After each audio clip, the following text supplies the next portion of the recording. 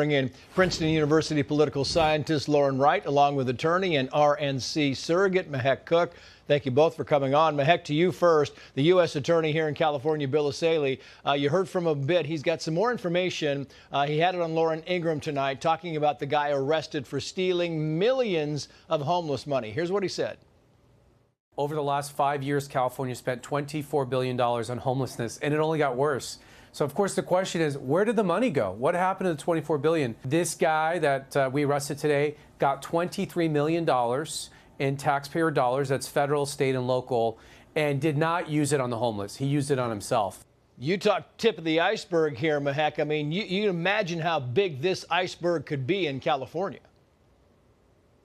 Absolutely, Trace. And anytime Democrats like Gavin Newsom declare an emergency, immediately accountability is the first thing to go. This is by design, and we can't assume positive intent anymore. When there are taxpayer dollars that are set up for homelessness or any type of welfare system, you have to audit. And what Gavin Newsom was doing was rewarding speed over intelligently spending money. So I have more questions today. I want to know where else that money went. Did it go to Gavin Newsom and other Democrats in California? We have to audit America, and we have to audit every single welfare system, because the people that are hurting the most are American citizens, the people that are still homeless, because we're never solving a crisis when you continue to line the pockets of politicians and corrupt individuals like this alleged CEO. Yeah. Speaking of corruption, moving on to Minnesota now, here is Greg Bovino, Border Patrol Chief at Large, talking about the double standard here. Lauren, watch. Criminals face consequences. Criminals face consequences. But yet that double standard does not seem to apply to illegal aliens. Why is that? Perhaps someone could detail that for me, because I don't quite understand all the parameters involved in the DSP, the double standard phenomena. I mean, listen, he's got a fair point here. It doesn't really matter what you think about the whole ICE thing. It depends on the whole idea of people coming out and supporting these criminals that they have taken away. I mean, there are child sex offenders that have been taken away by the dozens and dozens in Minneapolis, and nobody says a word about them. Well, actually, the left has prison abolitionists and defund the police people, so maybe they're a little bit more consistent on being easy on criminals than we like to think. But the other double standard here, I'll just say very quickly, that I find fascinating is Obama deported 2.7 million illegal immigrants during his time in office. We don't see the sorts of protests that were going on then. A lot of the tactics were the same. You know, there were not massive outcry in the streets. And, you know, we just really, really need to try to each look at this consistently across administrations and across parties. Yeah, that's fair. Meantime, you have Mahmoud Khalil.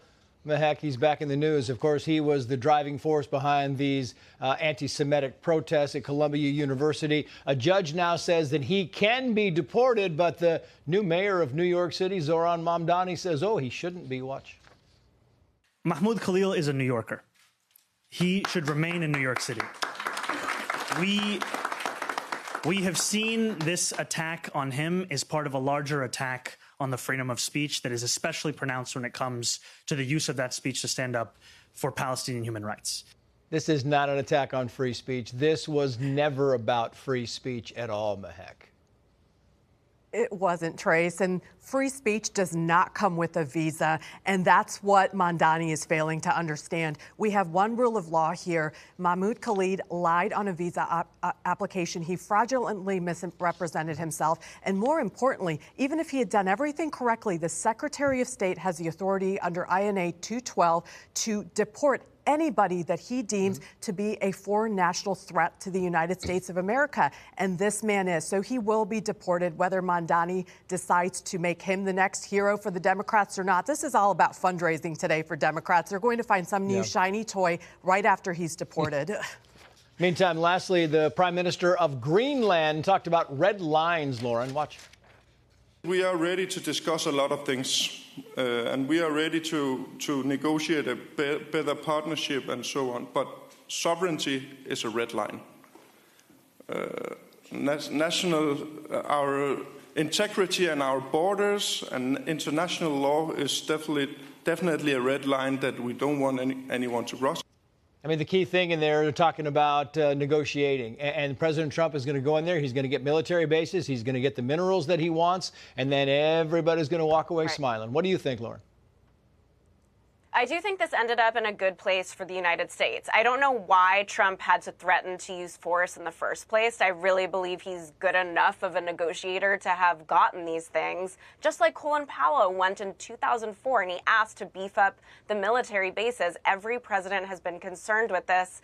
The end goal, no matter what people think, I think ultimately will be good for our security and our economics. Yeah, Lauren, Mehek, thank you.